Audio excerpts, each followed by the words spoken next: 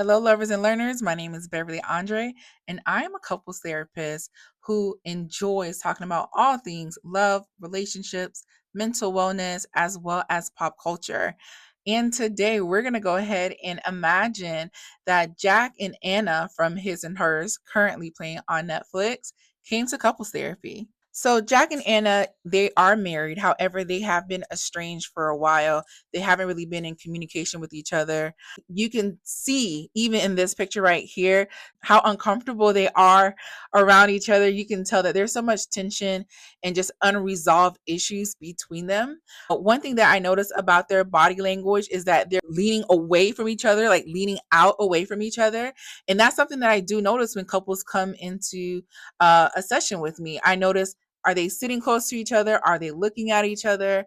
Body language does tell you a lot about how the couple is feeling about each other. And so, one thing that I would call out if they were sitting on my couch is like, hey, I really want to know, like, how are you guys feeling about each other right now? Do you see each other as adversaries, or do you see yourselves as a team? Because how they answer that question would really tell you a lot about how their conversation is going to go throughout the session. Knowing that they're experiencing the grief associated with the loss of their daughter, I would definitely talk about how that ultimately impacted them. I can tell that they didn't really have this conversation because, if we think about the series, especially in episode 4, around like the last 10 minutes, you can tell that both of them have their own perspective about how things panned out between them, that they previously didn't talk to each other. And you can tell because Jack kind of kicked off the conversation saying that you chose to leave me, you didn't tell me where you were going, my life was falling apart. Yet the cruelest part of it all is that you left. And what did Anna say? Anna said, is that how you remembered it? And he said, yeah, that's what happened.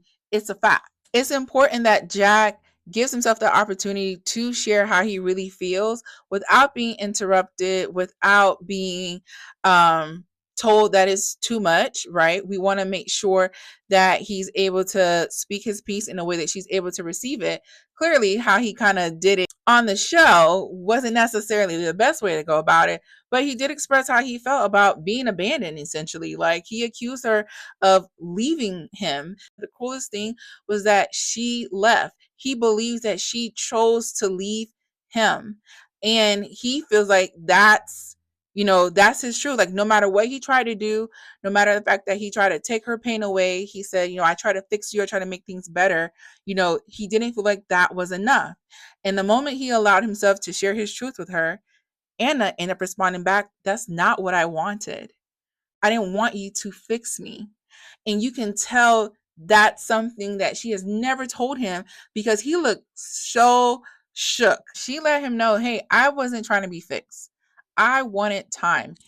She expressed to him that when he would say, you'll be fine, we'll be fine, it kept feeling like a request for her to move past her grief and just to get over it. And she wasn't ready to do that. She just lost her daughter, well, their daughter, right? Because they're both experiencing grief in their own way.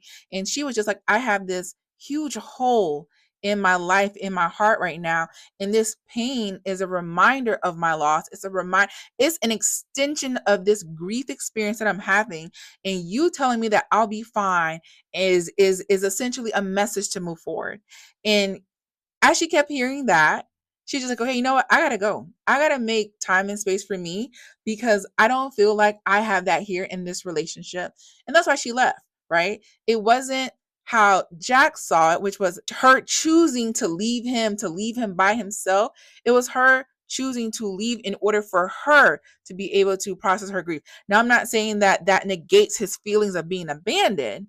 However, it reframes the situation and allows him to see how she was experiencing her grief and what she decided to do with it. Now, I would hope that if they were, on in my office, that we would be able to get to this revelation in the first session. But honestly, that probably wouldn't happen. That would probably happen, multiple sessions in. Why? Because people need to be able to learn how to communicate with each other, how to learn, okay, here are the signs of when I'm overwhelmed and I'm unable to still participate in this conversation.